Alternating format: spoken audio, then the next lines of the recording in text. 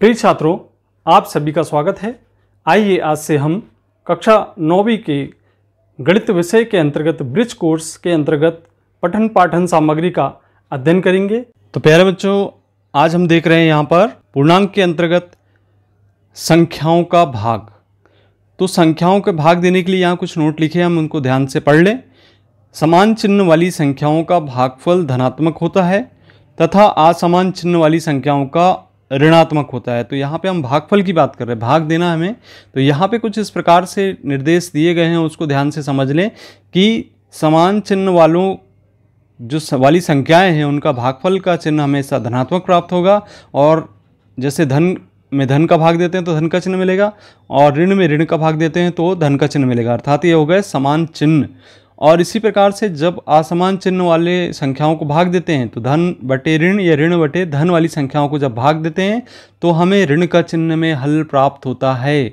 इसे हमें ध्यान रखना है। तो एग्जाम्पल दिया गया आपके ऋण 12 भागित ऋण 6, दोनों समान चिन्ह हैं, धन में आंसर मिलेगा। ठीक, समान चिन्ह में धन में आंसर मिलता है, ये हमें ध्यान रखना है। तो यहाँ पे 6 दूनी 12, 2 आंसर आ गया। इसी तरीके से जब यहाँ पे असमान चिन्ह है तो ऋण में आंसर मिलेगा, इसका भी ध्यान रखना है। तो यहाँ पे आ गया 4 बटे ऋण 2 बराबर ऋण 2, क्योंकि असमान चिन्ह धन बटे ऋण हो रहा है। तो ये इस बात का ध्यान रखते हुए हमें अगले प्रश्नों को सरल करना है। तो प्रश्न क्रमांक 1 देखेंगे।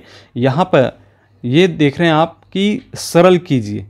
तो सरल करने में प्रश्न क्रमांक 1 में दिया गया है ऋण 15 भागित ऋण 5, अर्थात इसे जब हल करते हैं तो यहाँ पे लिखेंगे ऋण 15 बटे ऋण 5।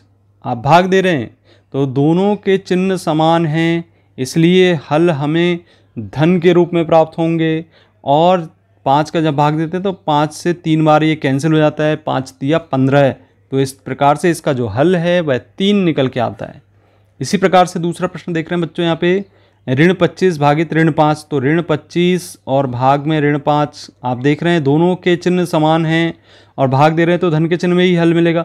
और 5 का जब पहाड़ा पड़ते हैं तो 5 बार कैंसिल हो जाता है, 25 तो 5 25 होता है। तो यहाँ पे हल हमें धन 5 के रूप में मिलेगा।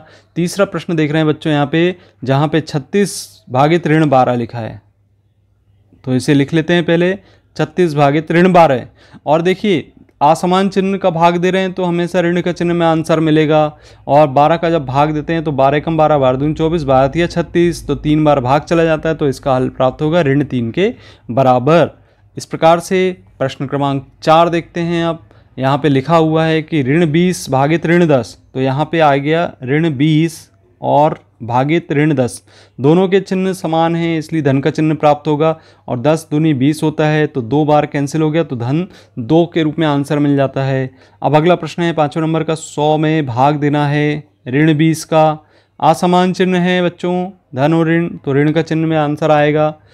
और 0 से 0 कैंसिल कर दीजिए और 2 से 5 बार कैंसिल कर दीजिए, 2 पंचे 10 होता है, तो ऋण 5 इसका हल मिल जाएगा। तो इसका हल ऋण 5 निकल के आ गया।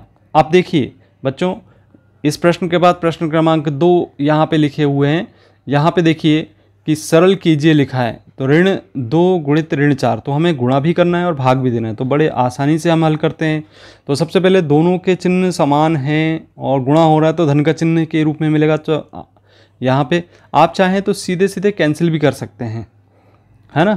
तो आप यहाँ से कैंसिल कर दें, यहाँ से 2 से 2 कैंसिल कर दें, और यहाँ से 4 से 2 बार ये कैंसिल कर दें। ठीक है बच्चों, यहाँ पे मिलेगा ऋण 1 और गुणित यहाँ पे मिल गया आपको ऋण 2, और बटे में मिलेगा ऋण 1 गुणित यहाँ पे मिल गया बच्चों 1, क्योंकि यहाँ एक बार कैंसिल हो गया। अब देखिए चिन्हों का जब हम ध्यान रखते हैं तो ऋण और यहाँ पे ऋण दोनों का जब आपस में गुणा होता है, तो समान चिन्ह वाली संख्याओं का जब गुणा होता है, तो यहाँ पे जब समान चिन्ह वाली संख्याओं का हम आपस में गुणा करते हैं तो ऋण का ऋण में गुणा होकर धन का चिन्ह मिलेगा, 2 एकम 2, और ऋण का धन में गुणा होता है तो ऋण का चिन्ह मिलेगा ऋण 1। इसका मतलब यह है कि इसका जो हल निकल के आएगा वह ऋण 2 के रूप में प्राप्त होगा।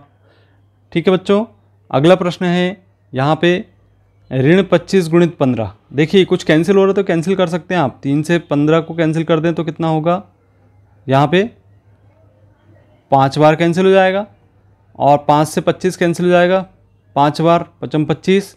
इस प्रकार से यहाँ पे ऋण 5 है हमें प्राप्त हुआ है, और यहाँ पे प्राप्त हुआ है धन 5, और नीचे प्राप्त हुआ है 1, और गुणित यहाँ पे प्राप्त हुआ है ऋण 1। हाँ, देख रहे हैं हम धन और ऋण का गुणा हो रहा है, तो ऋण के चिन्ह में हल मिलेगा, तो पचम 25 हो गया, और यहाँ पे भी धन और ऋण का गुणा हो रहा है, अर्थात ऋण चिन्ह मिलेगा, असमान चिन्ह का गुणा होता है तो, और यहाँ पे ऋण 1 मिल गया। अब दोनों के चिन्ह समान हो गए तो भाग दिया जा रहा है, और जब भाग दे रहे हैं तो इसके चिन्ह हमें धनात्मक रूप में हल प्राप्त होगा, तो ये धन 25 के रूप में आंसर मिल जाएगा।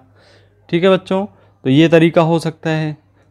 फिर इसके बाद अगला प्रश्न है बच्चों, यहाँ पे यहीं से आप कैंसिल करना चालू करें, तो कैंसिल करने पे देखते हैं यहाँ पे 4 से 2 बार कैंसिल हो जाता है, 4 दूनी 8, और यहाँ पे 6 से कैंसिल होगा, है ना, तो 6 दूनी 12, 2 बार कैंसिल हो जाएगा।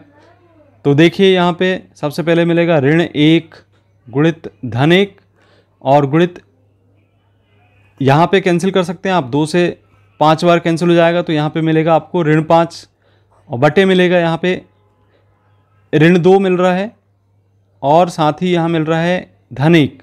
आप चिन्ह देखेंगे तो पहले ऋण का धन में गुणा होगा तो बच्चों ऋण का चिन्ह आएगा, और ऋण का ऋण में गुणा होगा तो धन का चिन्ह प्राप्त होगा बच्चों, तो ये धन 5 हो गया।